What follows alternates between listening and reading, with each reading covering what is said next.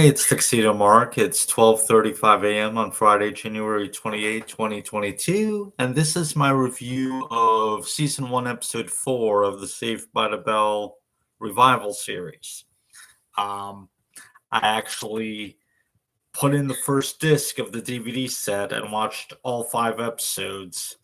Well, I guess by now it was yesterday. um, Yeah, so I rewatched the first 3 episodes to kind of refresh my memory, and then I watched episode 4, and then I was going to do this review, but Coco was in my lap, and Hermione was on the footstool next to my feet, so I couldn't exactly disturb them. But yeah, so I watched both episodes, and so this one is called The Fabulous Birchwood Boys. And like every episode of this revival series, the episode title comes from the original series. And in this case, it's the Fabulous Belding Boys. So in this episode, Daisy learns about the Harvest Dance, which is like a big deal. It's a fall dance, basically. But as the class president, she is obligated to plan and organize it. The school has reserved a $10,000 budget for this dance, which is ridiculous. But she wants to try to save money. She got a recommendation from Principal Todman for a band that would play, cheaply. So she agreed to it. And then Mac's like, wait a minute. No, that's just Mr. Todman and his friends. And she's like, oh, I didn't know that. Also,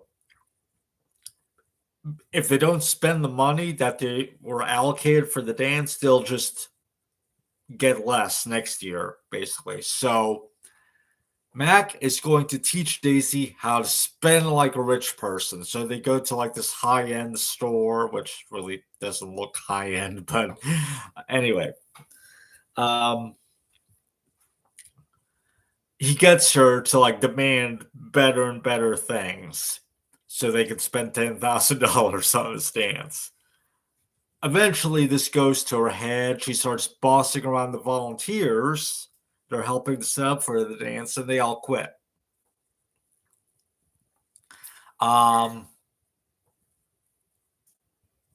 Also, Mac was going to get Post Malone to perform at the dance. But yeah. Anyway, so Mac gets he sees Davy working on her own, trying to set up. She's not doing great. He decides to fix everything.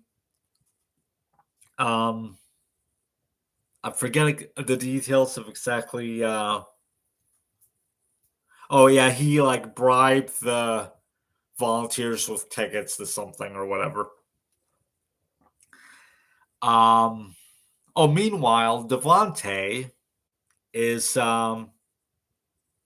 he likes performing like the musical numbers in the school play, but he doesn't like the acting, and I think he thinks it kind of sucks. I don't know if he thinks the writing sucks or just his acting sucks. I don't know. He's also got these 2 friends that he hangs out with and plays video games. They're his old friends from Douglas High.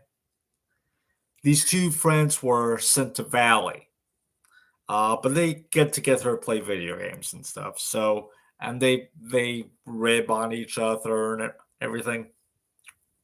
He doesn't want to let them know that he's doing the school play, the musical. Also, he got on when Lexi, who's his co-star, tries to like act with him or whatever. He gets on her case. He yells at her, and she gets upset. But then when he's over at his friend's house, or they're over at his place, I'm not sure. He they ask him to find something good to watch, and he brings up her documentary series about her transition process. And watching it, he understands her better, and he realizes that how he upset her. Um, because it's difficult going through something different and something that your friends might not approve of, and you don't know how people will react. So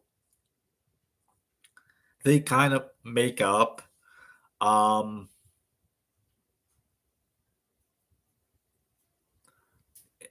the acting still sucks, but anyway. So at the dance, Mac is going to give Daisy credit, and they start chanting her name, but she feels bad for getting credit for something. She goes up to a microphone and explains about how it was her fault and she was causing all of the problems. And she sees Principal Todman looking kind of down. So she said that Post Malone will not be playing at the dance, and instead to welcome the Birchwood Boys to the stage. So Principal Todman and his band are happy. She's lucky that they still have their equipment there, even though he had told them earlier to take it away when she fired them. But she's lucky that all of the band members were present for the dance and that they had their equipment nearby, I guess. Oh, and Mac's upset because of what she does. But later on, she asks how Post Malone took it, and he's like, "Oh, he was never there. He's like a multi-platinum recording artist. He's not gonna play at a high school dance."